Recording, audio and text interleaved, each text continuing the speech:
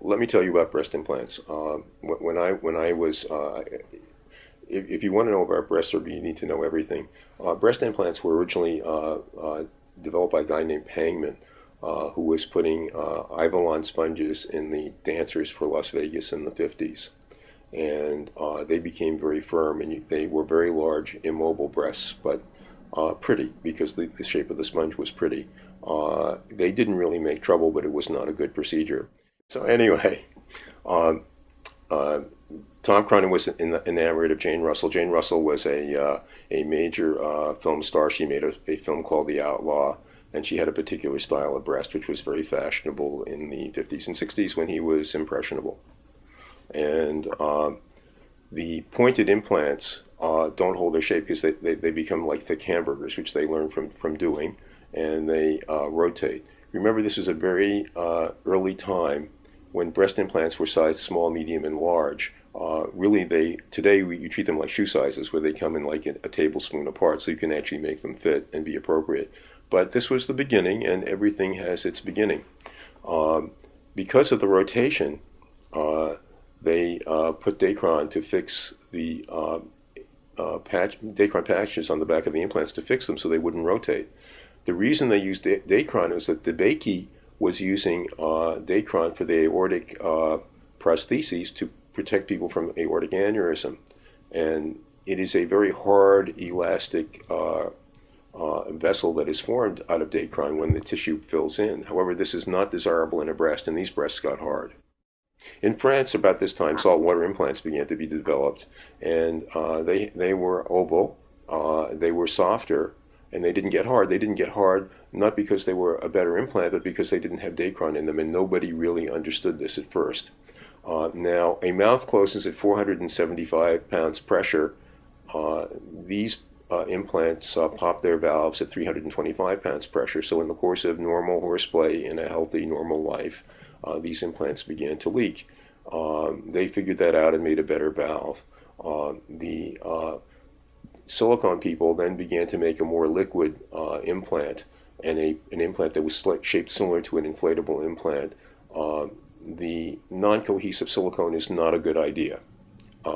In my own personal practice, I somehow understood this, and I used saltwater implants in the very beginning until 1980, when I was an investigator for Dow, and they had the cohesive silicone implants, which have not really made much trouble. The studies from 1992 until the implants were approved have held up that fact. Now, an implant should be shaped like a very thick hamburger. When you shape it, the shape doesn't really stay. It should have no Dacron on it. A smooth implant will sometimes get hard. The reason it gets hard, if you have a balloon at home, take a balloon that's very soft and just hold it. The healing of the skin, the healing of the integument, breast is a skin appendage, but the healing is called a capsule, and when it heals very, very well around the implant, it holds it firmly. When you take this soft underfilled balloon and hold it securely, you'll find that it gets hard. By 1987, the problem had basically been solved in that they used a textured implant. The best texture is in the shell of itself. When the texture is applied, it comes off. That's no longer done, so it's not moot, but it's part of the history of breast implants. The advantage of a textured implant, if this is the implant and this is your skin healing, it can't contract because it's fighting itself. If it's a smooth implant, then it can contract around it and get hard. So with the textured implant, nothing is 100%, but with a textured implant, in my experience, we really don't have many firm breasts, and we don't have breasts that are firm enough to reoperate. Yes, it can happen, but it's a very uncommon procedure. The cohesive implant and the low bleed implant has really alleviated a lot of the problems. So if you're having an implant, the best implant to have is a textured gel implant. The manufacturer said that you're allowed to say that they can last 10 years. Certainly due diligence is desirable. They may well last a whole lot longer. In a public venue, I can't really express my private opinion about how long the implants last, but I have seen implants that I put in 1980 come back in that were really in good shape, and I have seen some that were wet where they were beginning to fail, but most of them are really quite quite good. If they fail, you just change them. It doesn't seem to make you sick or cause any of the things that they thought that such implants would cause.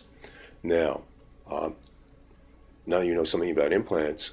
How do I know what size I want? Well, you need to be able to wear a dress, so you need to be a size. It has to go with your hips. The implants should be on the front of your chest. If your implants are too big, they're going to ride low and they'll drop over a period of time, or they'll be under your arm. You really do not want to be in a situation where you're at the gym and you see a set of breasts walking by, shortly followed by a woman. If you make your breast implants too big, you'll never have eye contact with a man ever again. And maybe that's desirable.